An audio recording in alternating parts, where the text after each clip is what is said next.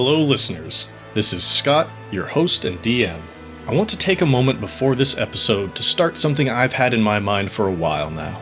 Thanking those who have inspired, motivated, or otherwise influenced me and the podcast. I listen to a lot of actual play podcasts, and a select few were critical in motivating me to start seasons of Skyrend. It's also my belief that the people and shows in the podcasting community should be doing their best to support each other. I want to start today with God's Fall, hosted by Aram Vartian. They have a fantastic show, and Aram has created an amazing world. And it just so happens that they're releasing a world book. From what I've seen so far, it will be incredible. He was kind enough to send us a brief promo that I would like to share with all of you. 1, because I've been a backer of their Kickstarter since the beginning, and want the best for them. 2, because I hope that other podcasts would return the favor if we ever dare such a venture. Give it a listen. And then, get ready to find out what awaits our players in the Grayscape. Hey people, my name is Aram and I am the creator and dungeon master of the fantasy podcast known as God's Fall. Calgun is a broken world. The old gods fought one another to mutual destruction, obliterating magic and swallowing much of the planet in a permanent world storm. The 5 kingdoms that remain live by an uneasy truce born out of necessity, a peace which is tested when the new gods begin to arise. I recently launched a world book detailing the custom setting for our game, including original races, creatures, countries, people, and rules for the powers that drive the arisen gods known as divinities. We have previews of the book and the artwork at godsfall.com/worldbook, as well as more information about the podcast and links so you can secure your own copy in both print and PDF. So thank you for listening and supporting God's Fall, and thank you for checking out the God's Fall Worldbook at godsfall.com/worldbook.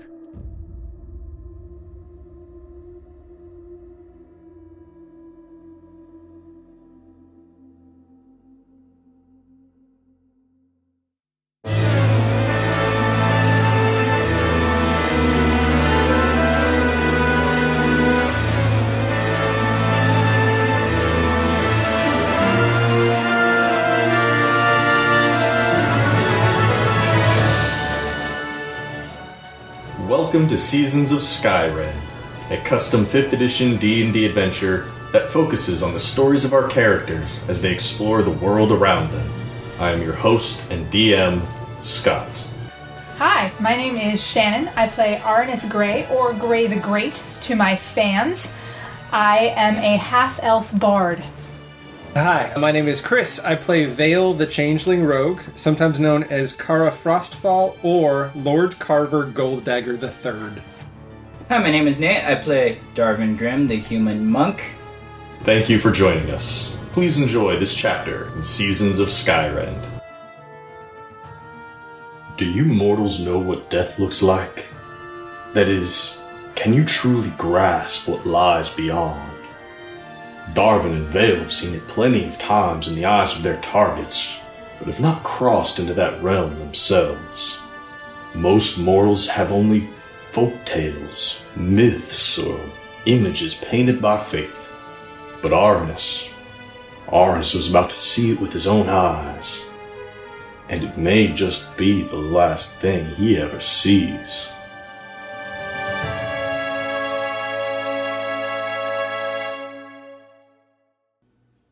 Alright, Darvin. And I'm gonna sword a bitch. Sword of Spider. As you swing at this adult spider. Or a crit fail. Oh my god. Oh my god! Fucking fight. Oh.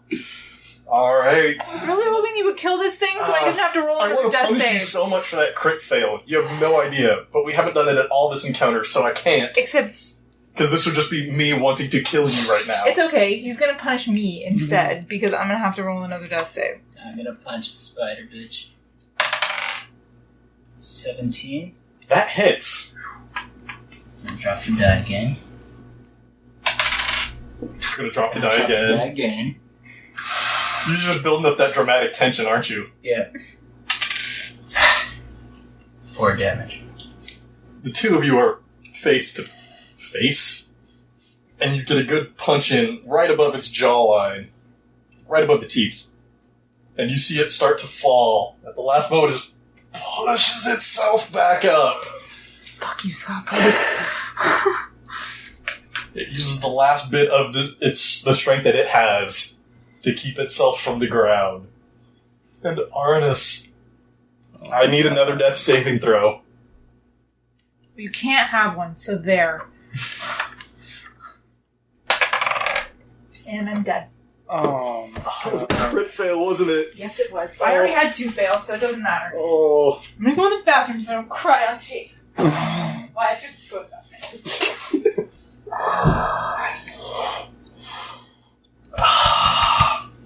I need a moment here, too.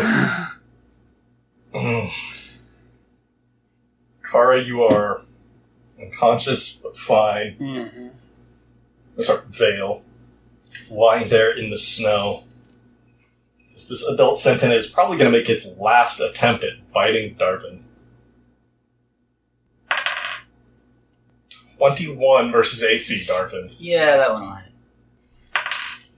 That don't look good. That does not look good. 11 piercing damage. That's exactly how many hit points he had. Darvin is the last one standing. The last thing that you hear as it bites around your head. Even though it has you in its mouth, you can still hear a voice coming from somewhere inside of it. Find Darvin. Attack Darvin. And those words echo in your ears as you lose consciousness and slump down into the snow.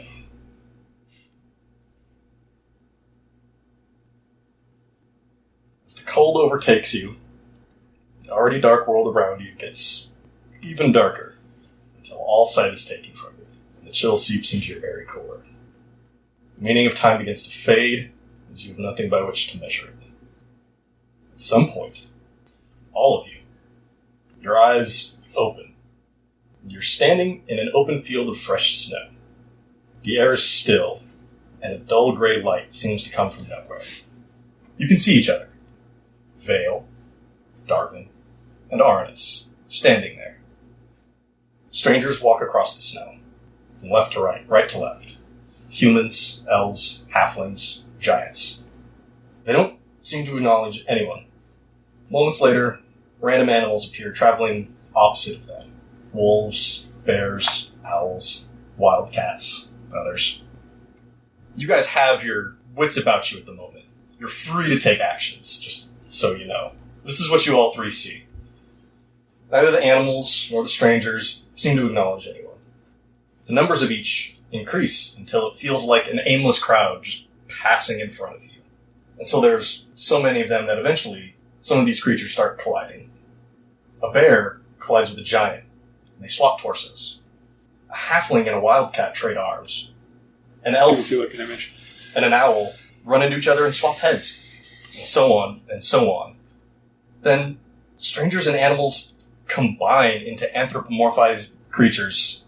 This trading and combining continues until there's no strictly humanoid or strictly animal creature left. It's all these half-humanoid, half-animal, anthropomorphized things just wandering around you. Slowly, a few of them come to a stop. And they each reach down for a handful of snow. They turn and they notice the three of you for the first time. And they start throwing the snow at you. Throwing snowballs at us? Vale, 18 AC. That's gonna hit. As the snowball catches you right in the face. Arnis and Darvin, those creatures didn't have good aim. They missed you entirely. But Vale, the snow feels almost warm as it hits you. And they keep reaching down for more snow, and they keep throwing it at you. Don't worry, it does snow damage. Does anyone do anything? I'm gonna attempt to dodge the frickin' snowballs. Alright, give me a dexterity saving throw. It's an 8. You take a few in the chest, and some miss. You're getting more snowballs than not. And it all feels oddly warm. Arnis and Darvin, is there anything you want to do? Not just yet. They just keep throwing They're snow. throwing snow at me. Yes. More of them stop, and they pick up more snow, and they just start throwing it at the three of you. I guess I might Snowballs. start yelling at them. I guess I'll try to dodge. Roll a dexterity saving throw. 11. You manage to dodge a good number of this. You might catch one in the arm, and you feel it warmer than snow should be. Darvin, what are you yelling at these creatures? Just stop throwing snow, dumbasses. Roll persuasion. Ooh, 19. They roll a 3. Sure, I can roll a 19 when I'm yelling. You yell at them to stop, and for a moment the three of them do, and one of them, like an anthropomorphized canine, says, "But Darvin, we only want to help. By throwing snow? It's the only way we know." How does it help? He shrugs. As he whips another one at you. And 22 versus AC, and pegs you right in the forehead. Ow. It doesn't hurt. Probably say ow reflexively. It's startling. You just got hit by this warm snow. And you can feel a bit of it just kind of running down your face. I'm not gonna dodge, because it feels kind of nice. Vale or Arnis, is there anything you want to do? I'm kind of dumbfounded by this thing. I don't understand it. It confuses me. Okay. My instinct is to fight it. Like, literally. You can. If that's what you want. Instinctively, your hand reaches down to your waist and finds your dagger. Right where it always is. Or small if you're back wherever you keep your dagger, I don't remember. I draw and rush the freaking creatures that are throwing this snow at me. Okay, roll an attack. 22. Roll damage. 6. You slice it across the chest, and a flurry of snow emits from it. So, snow abominations. It looks down, a little confused as to what just happened, just, "Aww," and starts kind of smoothing its chest back together as if to, like, close the wound, like, build itself back. Arnis. I'm too confused to do anything. Okay. The giant that swapped torsos with the bear, so the creature that has the giant's legs and the bear's upper body, approaches you. And it is definitely taller than you. It's like 8 feet tall. And puts a bear paw on either of your shoulders. And you just hear it say, "Shh, Arnis. It'll be okay." And it tries to push you down into the snow. Do you want to resist or react in any way? I don't think I have much fight left in me, so, okay. Okay, giant bear thing. Whatever you are. And it doesn't knock you down. It just leans its weight down on your shoulders, and just starting with your feet, you sink into the snow. Just goes up past your knees, past your torso. Darvin and Vale, you can see this happening. And in just a moment, Arnis will be completely pushed below the snow, standing completely upright. Can we help? You can do anything. Try to not let the bear push Arnis under the snow? How do you want to do that? You want to try to wrestle the bear giant away? Do you want to try to pull Arnis out? Do you want to... What? Anything you can think of. Wrestle the bear giant. I don't want to hurt Arnis Okay. anymore. Give me an athletics check. You need to overpower this bear giant. 3. You rolled a 4, but damn. And you link your arms. This is way too appropriate, but like you link your arms around one of the bear arms and try to pull it off. Just keeps them firmly on Arnis' shoulders and keeps pushing him down straight under the snow. It's up to Arnis' chin at this point. Vale, is there anything you would like to do? I'm going all Wolverine on this thing and just like hacking at it. Like, stop! Okay. I don't know what else to do. You can attack it if you want. 17. Alright, you bring your dagger down in its shoulder and do some damage. 4 damage. It's going to make a saving throw. And it pauses. Just before Arnis' head goes under the snow. Oh no, I'm sorry. I'm attacking the one that I was in front of, not it. Not the one that Arnis is. Oh. Okay. Yeah. Sure, you attack the one in front of you then. Oh. I thought you I thought you were attacking the one that was on Arnis too. My bad. Me. You attack this elf with an owl head and just start stabbing into it. And each time you pull your dagger out, it's like more snow just And it's starting to look a little loose. It's like wet snow. And when it starts melting a little bit, its face and arms are drooping a little. And it's just like, but why? It's doing its best to like push itself back together with its hands. Yes, this creature has hands. And keep its form together, and it's doing a very poor job. Like, parts of it still sloof down a little bit. And I yell at it while I'm doing this. What are you? It says, we're here to help. We're here to help. The elf with the owl's head, it's just going to try to wrap its arms around. Like, it can't keep itself upright anymore, so it's just going to try to fall onto you and hold on to keep itself upright. Basically like a grapple check, so it's going to roll strength. You can roll athletics or acrobatics to avoid this. Acrobatics. Okay, what'd you get? 22. Oh, yeah. It slumps forward to grab around you, and you easily just half move through it and move around it. It's that loosely cohesive, and it almost splashes on the ground in front of you, leaving just the owl head as rotates and looks up at you from the snow. Just says, it'll be okay. It'll be okay, Vale. Know my real name. That's creepy and not right. Darvin, is there anything you want to do? I'm gonna try to talk to the creature that's burying Arnis. The bear is burying The bear, Arnis. yeah. That I failed to bear hug. Why are you burying him? You're gonna hurt him. Roll persuasion. Crit fail. It did not crit fail. It rolled a 2. Jesus. My god, this thing just rolls 1 higher than you every time, which is enough for it, but god damn. It's the only way, it says. Darvin and Vale, please roll a constitution saving throw. 15. 5. Darvin, you don't see this. But Vale, having stabilized themselves, as you're dealing with all these weird creature amalgamations, and you blink, and every once in a while, you blink and you open your eyes, and you see this very large, dark figure dragging the 3 of you through the snow. And then you blink again, and it's gone, and it's back to this weird grayscape. Give me an insight check. How much you know here. 13. And you get the feeling that was real. This here is something else. You're somewhere else. You're seeing something that's not where your body is at. And this anthropomorphized canine creature is going to try to hug onto Dark and hold you tight to his chest. So give me an acrobatics or an athletics check as it tries to grapple you. Unless you just want to let this happen. Okay.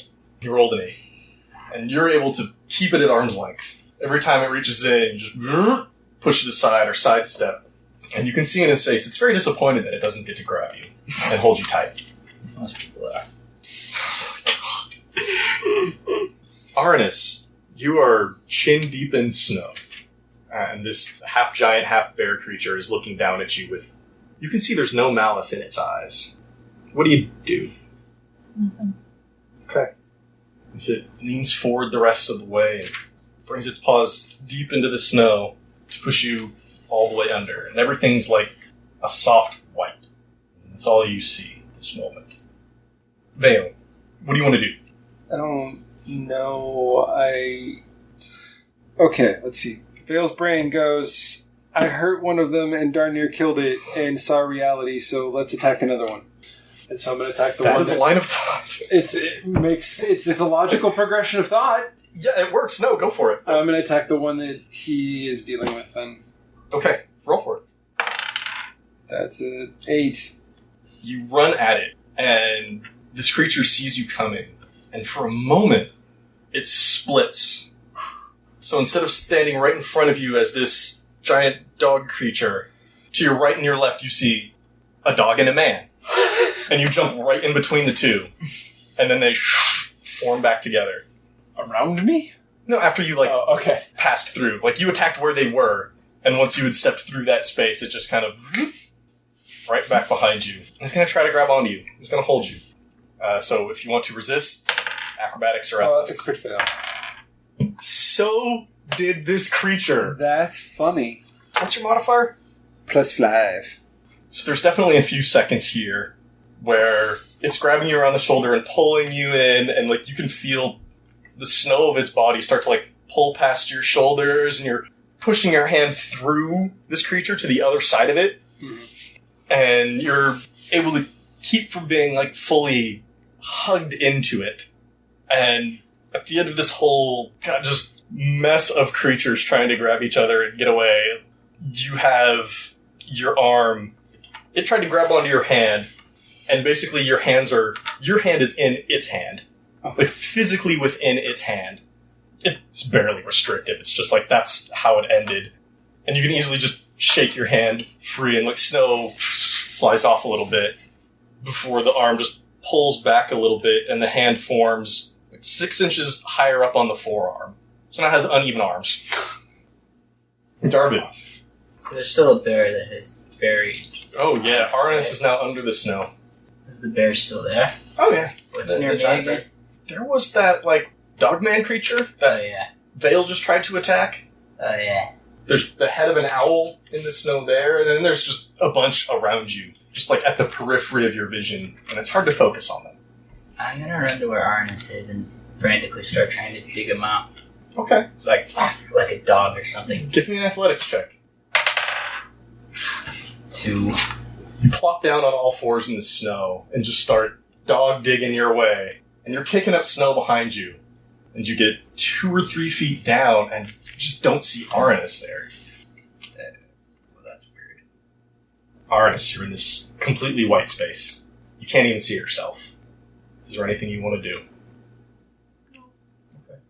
So, Vale and Darvin, you fight against these creatures that are strange combinations, seemingly made of snow, and you're able to actually hold them off for quite a while here in this Grayscape. But they seem to be made of snow. At the end of the day, how much can you hurt snow? Not much. And eventually you find yourselves completely consumed by the snow, and you're in a white space, very similar to Arnis. You look around, and while you can see the other two, you can't see yourself. The 3 of you are standing in like a triangle. Not equilateral or anything like that. Isosceles? It's a little obtuse. You're one of them too. Is there anything you wish to say to one another? Hey guys. Well, this is weird. Darvin, why don't you pray to your god and see if he can help us? That was intentionally in character, as sarcastic as I just sounded. Arnis, is there anything? Sorry I failed, guys. Oh, Oh, you're trying to break me, aren't you? Oh my god. Darvin, is there anything you want to do? What the hell? I'll pray to my god. Got nothing better to do. When you begin a prayer, physically for you, what's that like? Well, usually it would be more like, sitting and trying to relax and sitting kind of just very comfortably. Closing my eyes. Kind of clasping your hands and focusing yourself. Yeah, I obviously can't do all that. And as soon as you begin the motions of this prayer, before you can even form the first thought of your message to Korra, he appears. Oh. Very much like how you saw him in Karami. Cloaked in a dark robe, his face shrouded. The only thing you can see are his hands, which are an ashy flesh color this time. And he stands before the 3 of you. How do you want me to expect the presence of the god appearing? I don't know if you were going to do anything to the presence of the god of death. Last time we were in his presence, he darn near destroyed everything around us. I'm just going to stay quiet. But not us. I'm going to let you deal with your god. That's probably why. He stands before you and says, I've come for what's mine. And what's yours? And he motions his hand over to Arnis. Oh, God. Bard? Did he fall in the fight? You were there. But I don't know that he died, right? Did you not see? I was busy fighting. I saw him go down. I didn't know if it was fatal. Fighting admirable. You, Darvin, served me well. I try my best. You are helping to maintain the balance in this world. I try. This one, as he motions to Vale, whether they know it or not, is working against me. Anybody? I'm not going to react. I don't have the balls or the wherewithal to take on a god. Oh, no, I'll do this. I will say this. How so? Do you mean to be antagonistic or... No, I just literally, it's just an inquiry. Okay. You serve the wrong master. Which master do you believe I serve? I don't serve myself and my guild. Yeah, I know. They know too. Oh, I know. You take your assignments, and you kill these people. The deaths are good for the most part. But you don't ask, or you don't find out, who's requesting it. Somewhere along that chain is someone acting against me. Are you saying there's corruption within my guild? Because that's all I'm thinking. There's someone who's interfering with my plans, and they are controlling your guild. Are you saying that there is someone in control of my guild who's interfering with your plans? Or are you saying there's someone who's interfering with your plans that is in control of my guild? Because that is a very important syntax. Wait, let's... The point of this question, let me explain. Yeah, the point of the please question explain. Is... Because I want to know to further understand whether or not he disapproves of... Oh, God, I had the idea, and that was why I said it the way I said it, and now I can't remember the point of it. I mean, it sounded like one of those cool, like, is it A and B, or is it B and A things? It's to find out don't... whether it's the people that are actually in charge, that you know of, that are doing these bad things, or whether there's somebody else who is using the guild. Ah. Is it the guild itself that's the problem because he disagrees with it, or is there somebody manipulating the guild and not letting it do its job the correct way? That's the question. Well, for the most part, your guild is doing their job correctly. Those they kill stay dead. That's good. But there is someone employing your guild that works against me, and you are guilty of carrying out their orders, whether you know it or not. No one else is going to speak. I'll speak then again. Yeah, anyone can talk. Quorum's got a little bit of an agenda here. What were the creatures that attacked us? Those creatures are Centinids, as you already know. Mm-hmm. Agents of Gosring, the god of monstrosities. Yeah, that we already know you don't get along with.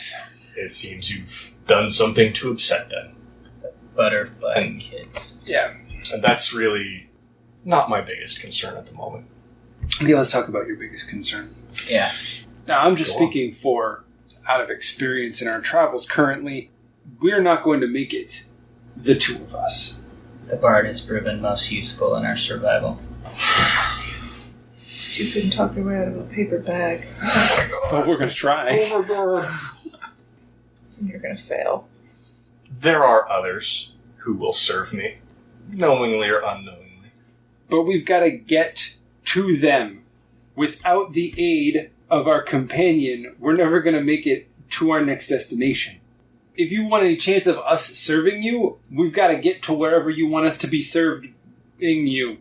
And that's actually, let's go with that's canon. That's exactly how she says that, because... That's a really odd way to put it. And I second that, my god. You know I would not question your ways. I am but a humble servant. But to serve you optimally... But you do question me. What is my one law, Darvin? That which is dead should stay dead. Close. Yeah, I mean, not verbatim, but you got the spirit. The only good death is a permanent one. Yeah. But yeah, you got the spirit of it. No pun intended there. You could argue that he's not worthy of a good death yet. It's not his time. Haven't I served you well? I mean, any of those things. I'm grasping at straws. I've got nothing to argue here. Oh my god, okay. But this man is a young bard, building his following, building his list of deeds. His death right now means nothing. If he's allowed to live his life first, his death will be all the more meaningful. Does anyone else feel like they're in that Greek part of hell where they put a feather on one end of the scale and all your shit on the other end, and if it evens out, they're like, hey. Sorry. Yeah. Just me? Alright. Wow, in Greek mythology, everyone goes to hell, huh? Pretty much. Both of you roll persuasion. 17. Nice. That's actually an 18. 7. Would you deny this man a good death? Is that what you seek, Arnis? I don't understand how this is a good death. Because it would be your only death. I'm confused. Okay. Can I roll insight to see if I understand that? If you want to ask for clarification, he's more than willing to give it. If you resign yourself to a bad death, you would never be able to join Olmenir or Adaris, whomever, the human and the elf gods, in their glory in the afterlife. You wouldn't even be able to join me in quiet peace for eternity. You could damn yourself. Or what? Or is that the option? It's death or cake. Well, no, I'm trying to understand because he said you could, but does that mean if you take the option for a bad death, I would come for you later, at another point in your life. But after that, you would know no peace and no rest. So my options are killed by a giant spider monstrosity who serves a god you clearly hate, or... I don't hate Gosram. Gosram misbehaves. But it's not hate. It's disappointment. Put something else on the table here. By all means. Based on my understanding of your godly games that you all play. Gosram's not playing by the rules, correct? Yes. So how is a death that's against the rules a good death? He turns and looks at Darvin the way a teacher looks at a prize pupil when the class clown asks the dumb question. But why is X plus 2 4? Just, explain it to him.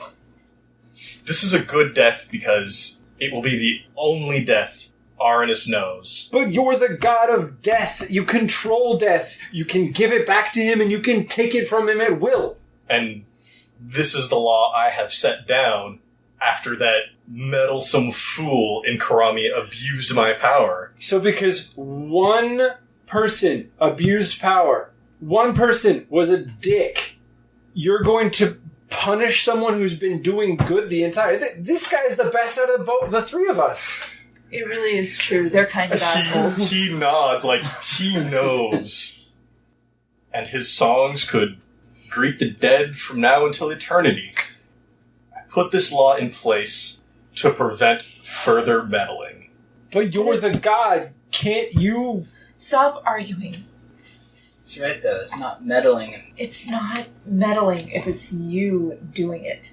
It's not like one of your servants saying, I now have power over life and death. This is you we're talking about. You do have power over life and death. Am I right? Yes. He nods, just slightly. And you It's came, of course I do. and you came here to us for a reason. It was your intention simply to let the bard die. You didn't have to show yourself. You would have given me instructions or feelings through prayer, not in person. Or just said there's nothing I can do. And yet you're here. I am here. I did come here to collect you, Arnis, and decided to show myself as an act of reward to Darvin, and an act of warning to Vale.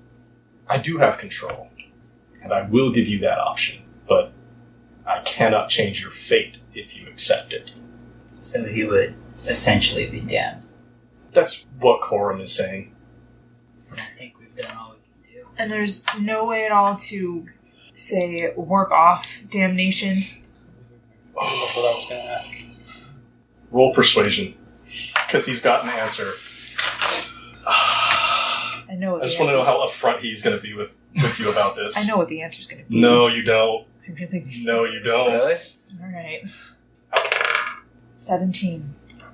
Before I tell you, what is it you think the answer is going to be? I was pretty sure he was going to say I had to work for him. Well, okay, well, that's the generic version of it. Yes, there is. And I don't know if any of you are up to the task yet, which is why I wouldn't mention it before. But You could prevent damnation with one death. One only. Whoever dies in between doesn't matter to me. But if you want to save yourself, if you want to save your soul, you will find Pathox, god of chaos, and kill him. Oh, I'm down for that. That sounds like a challenge. Me too. Why the god of chaos? He's all wrathful. Sorry. Everybody roll insight. Oh, I crit failed. I'm Good. confused. I'm so glad you crit I'm failed. I confused. got a 13. Wait, 14. Sorry. I got a 13. Must have picked up on that. He looks around at the three of you and says, the truth of the matter will reveal itself. I've no doubt. You would have discovered it eventually. I'm just pointing you in the right direction. Ultimately, I think Arnis has to make this decision. But I'm fully confident that the three of us can do this. In time, I believe we'd be able to do it, yeah. It's not going to be something we can do tomorrow. No, in We time. have to bulk up and train. But it is his decision to make. Would it go faster at training montages? No, Gotta have a not this time. montage. Not this time. Gotta level up the slow way, baby. We can do this, Bard. Because you are asking me to kill a god, Mm-hmm. will you give any insight into the god's weaknesses? Because I would be killing the god in your service. Yeah, roll persuasion again. Ooh, not as good as the last time. That's an 11. Good. That's right in that middle ground. Or you can get a little bit of be really vague. Yeah, or I can just be vague as fuck. Well, not as fuck, but it could be vague. Okay. I have no doubt that with time, you would be able to carry out the task. But I can tell you, it's always our children who hurt us the most. And he fades away. The three of you are standing there in this white space as you start to feel that warm snow sensation on your face and blink awake, and Sniffins is just walking between the three of you, looking at your faces, hoping that you'll wake up. Right nearby, Sam has started a little fire, and as soon as your eyes start to open, he turns. Oh, thank God. Oh, thank you. I thought you were all gone. So did we. I check and see if Arnis woke up also. Yeah. Bard only sings sad songs from now. Oh, sad part is sad. Sad part is not dead, though. Sad Bard is a hair's breadth away from damnation. And You're you're all at one hit point. You haven't recovered anything else. And he says, we gotta get you guys someplace safe. Come on, there's a little spot not far from here. Let's get you in the wagon. Here we go. Did you signal him a decision either way? He assumed by my asking the question that I was going to say yes. Oh, I'm sorry. That's a very good question. Did you... I was going to do it. Oh, you... Okay. Dude. I assumed at that point, I'm just like, that means You're the yes, angel right? of Skyrend. You're going to spend your entire life trying to redeem your soul. Yeah! You're gonna write awesome songs about It'd it. be super broody. And you're gonna kill the god of chaos, and later bards will write songs about the bard that... They killed a god! There will be songs written about you! Or we're all going to die. Or that. All gonna die. You climb into the wagons. Yeah. Ahead, less than a mile away, there's a few torches burning, maybe 30 feet off the ground. And that is where we're ending it. Just because, oh goddamn. Damn. Oh goddamn, artists! And with that, we'll bring this chapter to a close. But the story will always continue. Podcast art created by Vanessa Blockland. You can find more of her art on Facebook or at vanessablockland.com. Blockland spelled Blokland. Podcast music by Daryl Dibber Rekinos. You can find more of his music at dibber.mo or at soundcloud.com/dibbermusic. Dibber spelled Dibur. Website design by Patrick Dunkerley over at dunkdesigns.com. Thank you for listening to this chapter in Seasons of Skyrend. If you like what you heard, please give us a 5-star rating and review on iTunes, Stitcher, or wherever you find us. If you want to chat, we're on Twitter at Skyrend Podcast, or you can email us at skyrendpodcast@gmail.com. You can also find us online at skyrendpodcast.com.